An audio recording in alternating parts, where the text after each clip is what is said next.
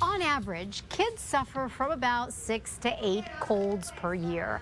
And with school now underway, it's even more important to make sure they feel and perform their very best, right? So here to help talk to us about some tips and what we need to know is Dr. Angela Sanchez with the Loveless Medical Group. Dr. Angela Sanchez, thank you so much for coming in once again.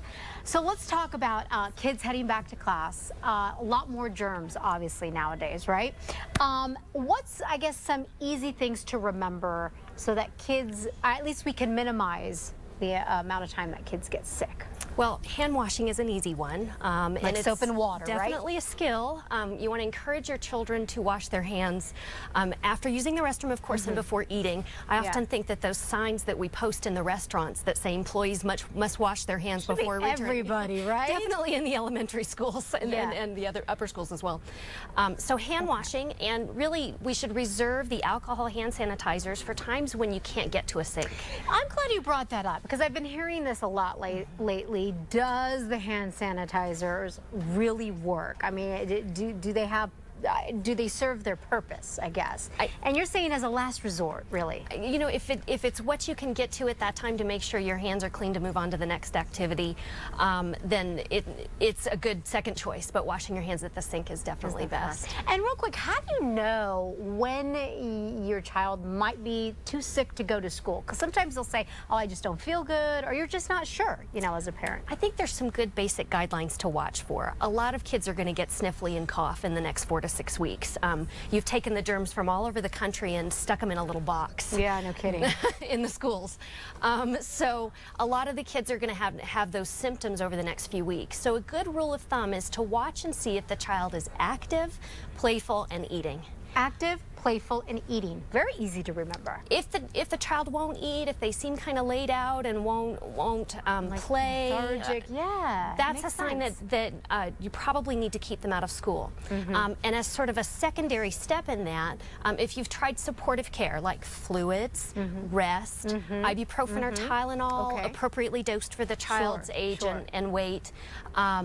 If the child doesn't seem to perk up within a couple of days, then they may need to be evaluated by their healthcare provider. Gotcha. Okay, so we know that a big part of how they perform is what they're putting in their mouths. Right. Eating. Okay, so there is a link with staying healthy and food. We have some examples here of perhaps maybe some things that we should stay away. A big snack is potato chips. Good, bad, probably not the first choice. Well, I love the segments that you had on this morning, really with talking Chef Jan, a lot about healthy foods for children. And I think that anytime you provide a snack for a kid, you should always process how much processing went into the food in the grocery store. So something that comes in a bag and has a bunch of ingredients listed on the back is probably not the best choice. Okay, maybe potato chips might not be the best choice. Well, carrots and hummus, vegetables and ranch, a piece of fruit, a drinkable yogurt, maybe a cheese stick, something like that. If you teach your kids to eat that way early, they're not only going to be more healthy in general, but also be less likely to run into these coughs and colds that we see in the fall. Yeah, that's such a good point. That really is, and it's a good reminder to us all because we all make mistakes.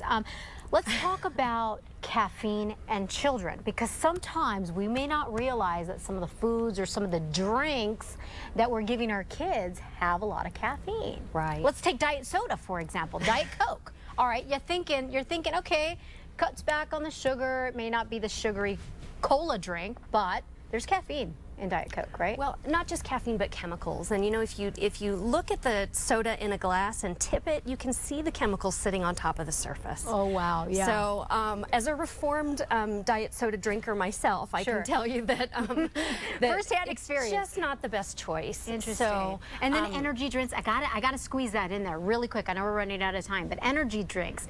There's a label at the bottom that says the FDA has not evaluated any of the statements made.